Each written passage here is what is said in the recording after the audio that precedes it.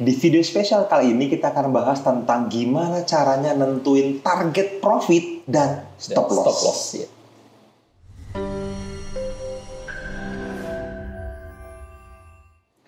Halo teman-teman, ketemu lagi dengan saya Fadli dan lagi-lagi bersama Mas Teguh Hamzah Fansuri di NFC Forex TV, tempatnya trader Nusantara teredukasi. Gue ingat sekarang nggak pakai para. Oke.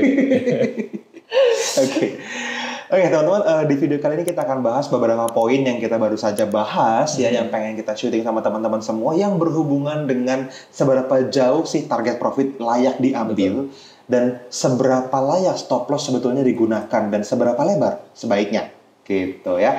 Jadi kita punya beberapa poin nih teman-teman buat kita bisa diskusiin di video ini. Kalau kita ngomongin target profit sama stop loss, ini ada kaitannya sama RR yang kuat banget. Betul, ya kan? Betul. Kan orang selalu bilang cut the loss first and let the profit run. Yes, quote kerennya gitu. Ayatnya sih begitu ya kan. Pada kenyataannya dalam kehidupan realnya kan gitu kan.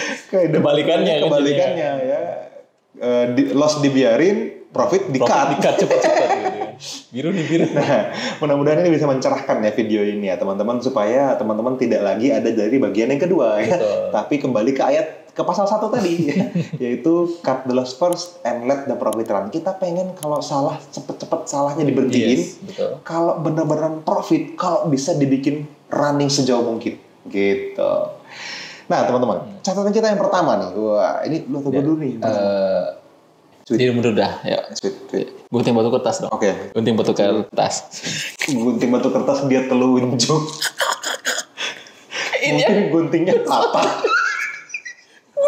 Kejepit semua jempolin. Iya.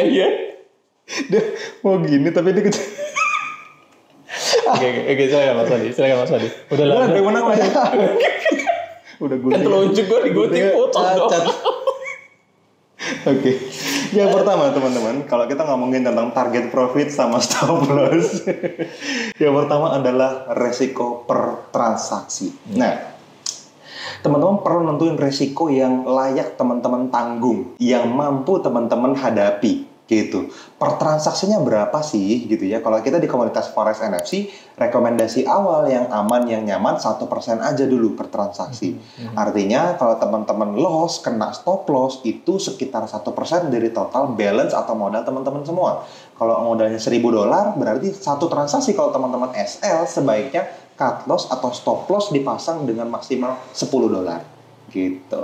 Jadi itu adalah risk per trade. Jadi teman-teman benar-benar stick to the rules ya. Teman-teman perlu tentuin ini di awal dan di manage untuk semua transaksinya selama puluhan ratusan transaksi selanjutnya. Teman-teman selalu manage resikonya dengan resiko per transaksi yang sudah ditentuin. Kalau mau agresif 1,5-2% boleh. Atau mau konservatif mungkin 0,5% atau 0,25% kayak Mas Angga bisa gitu ya.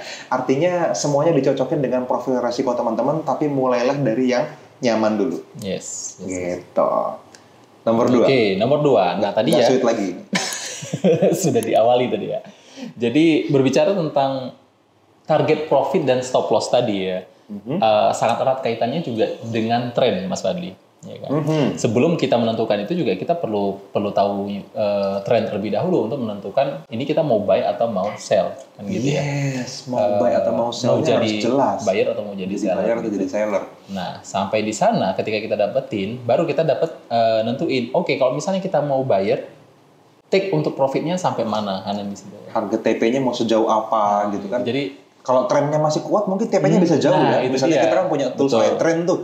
iTrend bilang ini baru hari pertama dari biasanya 5 hari uptrend. Wah, berarti kan bisa jauh TP-nya. Benar. Ini erat kaitannya dengan target profit menurut saya. Jadi tentuin tren.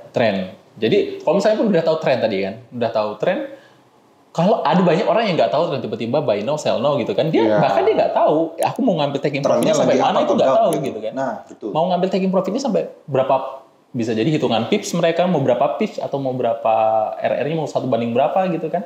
Nah itu orang itu masih banyak yang nggak tahu gitu. Jadi sangat perlu teman-teman untuk mengetahui tren terlebih dahulu gitu. Yes. Jadi tentukan tren. Teman-teman bisa lah nonton di video-video kita yang belakang ya. Ada cara menentukan tren, ada di tren. video di YouTube ini teman-teman cari tentang tren ya. Betul. Di list teknikal tuh ada, teman-teman buka di sana nanti cara menentukan tren, bahkan ada tools gratis yang teman-teman dapetin di sana. Namanya iTrend, itu gimana cara pakainya, gimana cara nilainya, dan apa fungsinya buat trading room Anda. Silahkan tonton videonya ya. Oke. Lanjut, nomor 3 teman-teman. Kita ngomongin tentang target profit dan stop loss. Nentuinnya itu penting banget yang namanya profit zone. Profit zone. Nah, itu jadi sebelum kita nentuin, teman-teman perlu tahu dulu, perlu ngukur dulu profit zone-nya bisa sejauh apa. Yes. Profit zone itu potensi harga bergerak menuju ke target profit kita. Betul. Nah, ada banyak nih cara kita nilai PZ kalau kita bilang ya, cara nilai profit zone di dalam komunitas kita. Profit zone itu bisa dinilai dengan misalnya teman-teman sebaiknya tidak melampaui atau melewati opposing zone.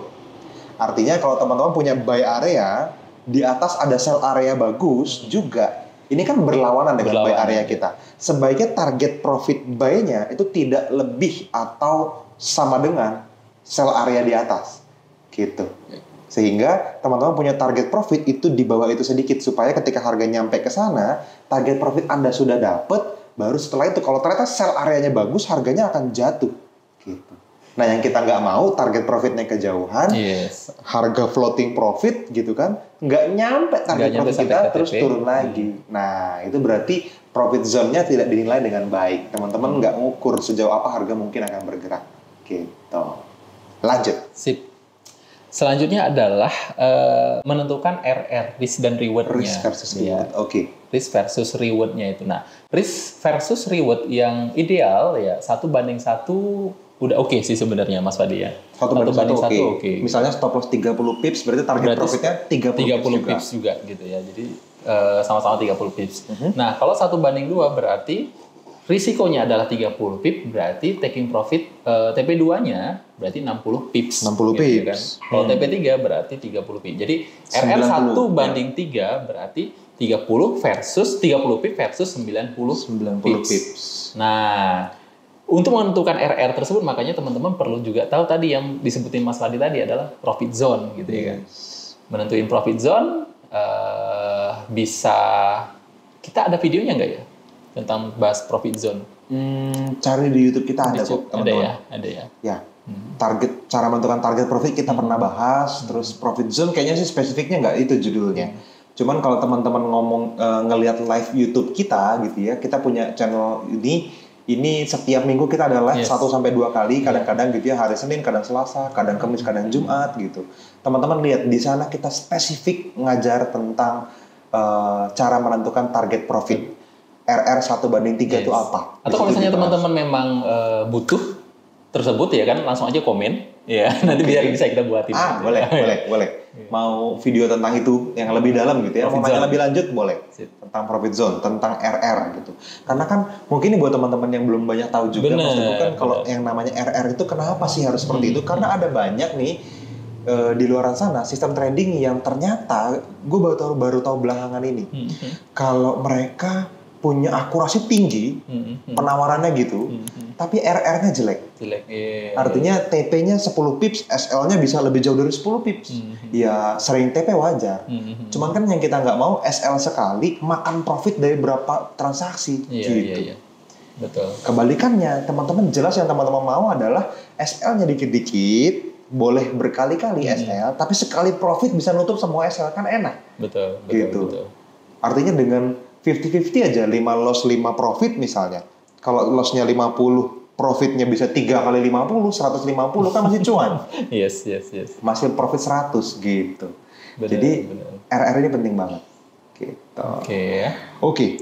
Selanjutnya teman-teman, untuk nentuin target profit dan stop loss yang selanjutnya poinnya adalah dilarang intervensi. Nah, ini juga sangat penting ya. Ini seringkali traders itu punya keputusan impulsif. Yang ini kayaknya balik ini. Apa di-cut aja profitnya ya? Gitu misalnya. Nah, keputusan itu muncul dari mana coba Mas Ali? Tahu nggak? Dari dia melihat chart sih sebenarnya. Dari kebanyakan melihat chart. Dari kebanyakan itu melihat sebenarnya gejala overcharting. Nah, jadi ketika dia harga cacat gini, jadi kita buy, harga naik gitu kan, balik minus lagi.